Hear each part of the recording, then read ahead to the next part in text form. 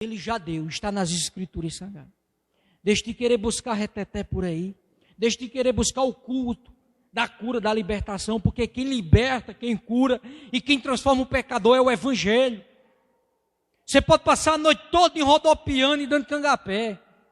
Se Deus não libertar, se você não entender o Evangelho, de vão foi você passar falando em línguas. O apóstolo Paulo diz, eu prefiro falar 5 palavras com consciência, aonde a igreja entenda, do que falar 10.000 palavras, aonde ninguém entenda. O culto é racional, o crente ele tem que ter os pés no chão, tem que entender e colocar em prática.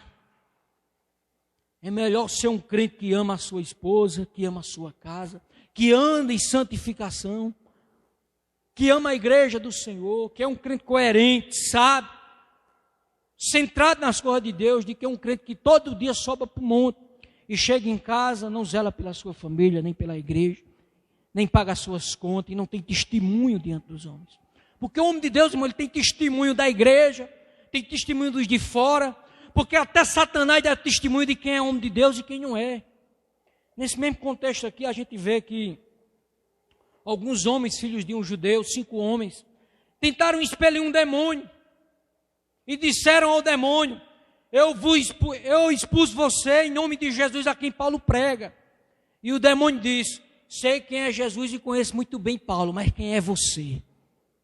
Ou seja, até o mundo diz, fulano é um homem de Deus, aquela mulher é uma mulher de Deus. Temos que ter testemunho de quem somos diante do reino de Deus, de não nos enganar a nós mesmos. Paulo escrevendo a Timóteo diz, no capítulo 2, Timóteo 2, capítulo 4, o verso 2. Ele diz justamente defendendo algumas heresias, alguns falsos profetas. Ele diz, pregue a palavra, instas a tempo e fora de tempo. Recrimine, repreendas, exorte com toda longanimidade e doutrina. Porque virá o tempo em que não suportarão a sã doutrina. A igreja tem que estar, irmãos, em tempo e fora de tempo, aprendendo o Evangelho, insistindo em tempo e fora de tempo, exortando, recriminando, repreendendo e exortando, mas tem uma coisa, com longanimidade, amém? Com amor, com paciência também. Não é porque o irmão caiu, pecou, que a gente vai logo dar um chute e expulsar, não. É com longanimidade, ou seja, esticando até onde der, irmãos. Perdoando até onde der, porque a igreja é um hospital de pecadores. Estamos melhorando. E com longanimidade vamos aprendendo um com os outros. Mas uma coisa você tem que entender, você tem que melhorar. Você tem que ir deixando as coisas velhas para trás. Um dia após outro, deixando aquilo que não agrada a Deus. Jesus, me ajude. O dia foi difícil, as tentações foram grandes, que nem Paulo diz. Muitas tentações. Mas me ajuda a vencer. Dia após dia. A vida do crente, irmão, é uma guerra, dia após dia. É um leão após outro. Amém? E você, eu, a igreja, a liderança, exortando, ensinando, dia após dia. Não deixe de pregar o Evangelho na tua casa. Tenha paciência com tua esposa. Tenha paciência com os teus filhos. Seja mais longânimo. Tenha paciência com seu irmão. Seu irmão caiu, ajude ele. A Bíblia diz que aquele que ergue o irmão, que ganha o irmão que caiu, coloca coroas sobre a sua cabeça. Coloca galardões sobre a sua cabeça. É tempo de reerguer, de olhar para nós mesmos, dizer, Deus, eu preciso melhorar. Quem mais precisa melhorar nessa igreja hoje, Jesus, sou eu e não os irmãos. Quem mais precisa melhorar na minha casa sou eu e não a minha esposa, não o meu marido. Quem mais precisa melhorar como crente sou eu, porque às vezes estou sendo um fariseu e não um cristão. Amém? Estamos finalizando, mas ainda temos tempo, né? Para a glória de Deus. Irmãos, essa mesma igreja, Paulo a exortou, Paulo a ensinou, Paulo a fundamentou na doutrina e no Evangelho de Deus. Essa mesma igreja se tornou uma igreja forte. Se tornou uma igreja que logo em seguida Timóteo ficou apacentando. Quando o O apóstolo João saiu da ilha de Patmos, que era muito próximo ali de Éfeso. Ele ficou lá até morrer de velho. Também foi apacentado por João, o apóstolo João, o único que morreu de velho. E João, quando estava na ilha de Patmos, ele escreve as 7 cartas às igrejas da Ásia Menor. São 7 igrejas pequenas, ou cidades pequenas, ali ao redor da cidade de Éfeso. E ele escreve, e a primeira carta que ele escreve é justamente a carta à igreja de Éfeso. E vamos ver, lá em Apocalipse capítulo 2, bem rapidinho, o que é que aquela igreja, Deus tinha a advertir a eles. Coloca lá em Apocalipse capítulo 2.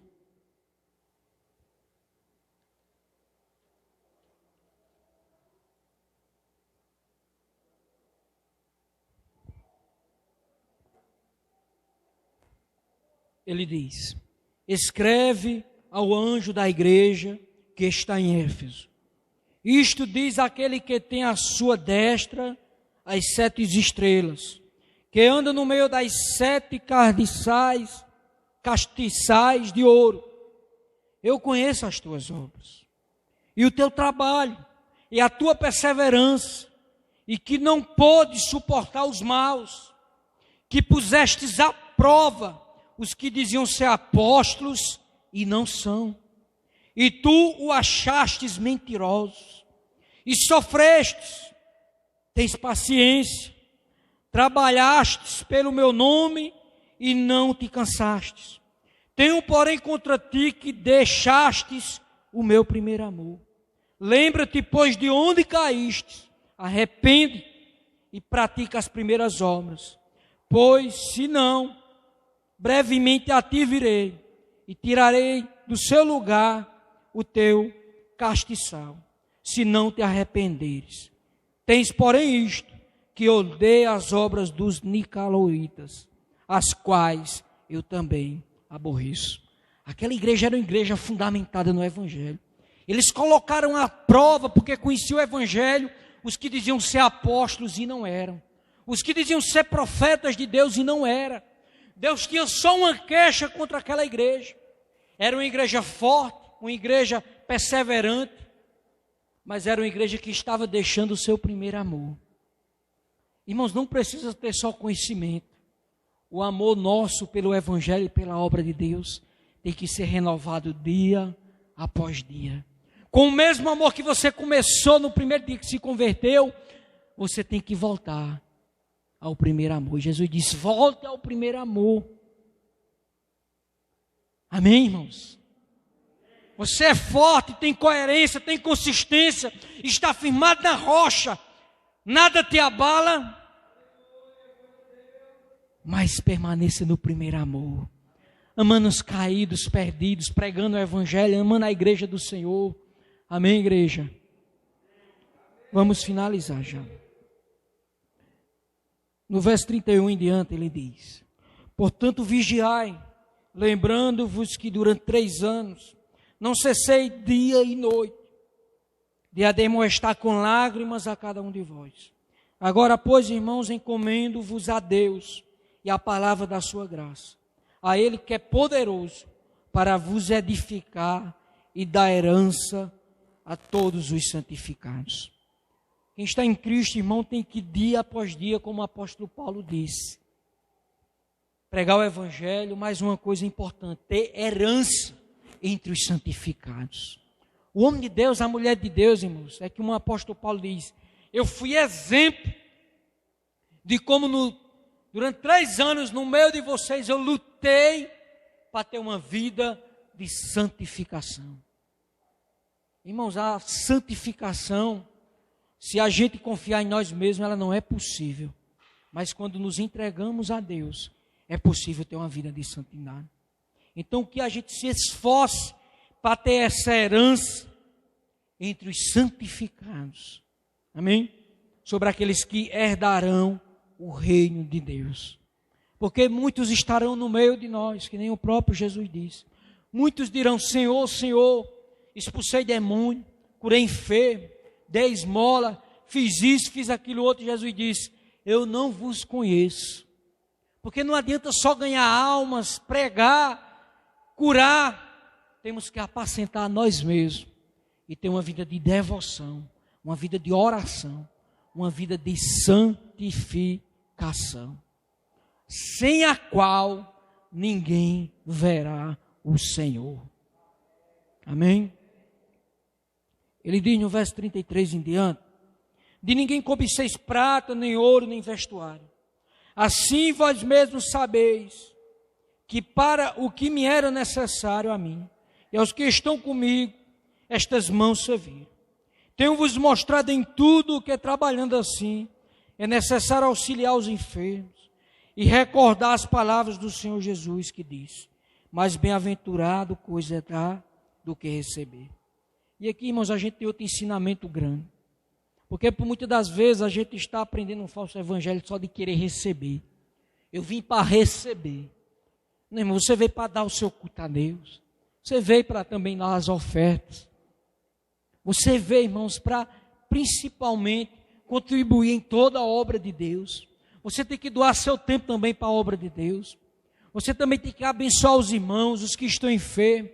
Por muitas das vezes estamos criando uma cultura só de só de receber e não de dar. Por muitas das vezes, irmãos, não estamos plantando e por isso não estamos colhendo, porque a gente só colhe o que planta. Muitas das vezes a gente não estamos dando o que Cristo mandou dar. Não sei o que é, mas Deus sabe. É melhor dar do que receber em toda boa obra. O apóstolo Paulo disse que trabalhou, sustentou os enfermos, sustentou ele mesmo. E ele estava falando aqui, irmãos, ele não estava falando sobre o salário do pastor, não. Porque sobre o salário do pastor, ele escreve lá em Coríntios capítulo 9, dizendo que o pastor é digno do trabalho. Ele diz lá em Timóteo que o trabalhador é digno do seu salário. Lá em 1 Coríntios capítulo 9, ele diz que o pastor, enquanto apacenta o rebanho, tem que tomar do leite, tem que comer, da lã. Porque o boi, enquanto amassa o trigo, ele tem que comer do trigo. Mas ele está falando nesse contexto que eu estou falando aqui, de toda a igreja, dos anciões e de todos os irmãos, tem que ser exemplo no dar, no ser bênção. Porque seja tu uma bênção, que nele disse a Abraão, e eu te abençoarei. Às vezes, irmãos, a gente está com a mão assim, na obra de Deus, em toda a obra. Às vezes até para orar, a gente não está nem orando pelo irmão. A gente tem que mudar o nosso contexto do que é ser cristão, que é melhor dar do que receber. Amém? Então seja tu uma bênção. E você sendo uma bênção, a igreja é uma bênção. Porque a igreja é reflexo do seu povo. Quando eu e você for uma bênção, a igreja também vai ser uma bênção para abençoar todos nós. Tem que começar por mim e por você. Amém? Bem-aventurado é dar do que receber. E a gente finaliza aqui. O tempo esgotou e que Deus aplique essa mensagem em teu coração. Cuide, zelo de toda a obra que Deus te confiou. Você tem um ministério a zelar e a cumprir na obra do Senhor. Zele por ele, como o apóstolo Paulo zelou, como Deus fez que grandes homens de Deus zelassem e cuidassem da igreja que Deus nos confiou. Você não é diferente dos pais da fé. Você não é diferente da igreja que já ficou no passado. Você é a igreja do presente, que Deus confiou a você a boas novas para ser pregado, a qual os anjos anelaram pregar, mas Deus confiou à igreja, mas Deus confiou a mim e a você ser uma bênção, ser boca de Deus, instrumento de Deus em toda boa obra de Deus. Amém? Que Deus aplique essa mensagem em teu coração. Pastor Roberto, meu irmão.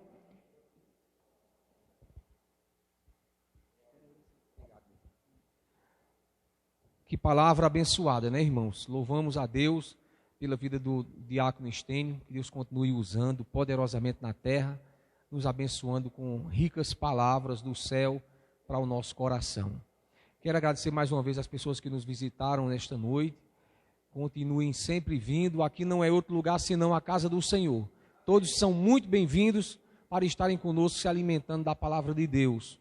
Os nossos cultos são sexta-feira e domingo. Por causa dessa pandemia, estamos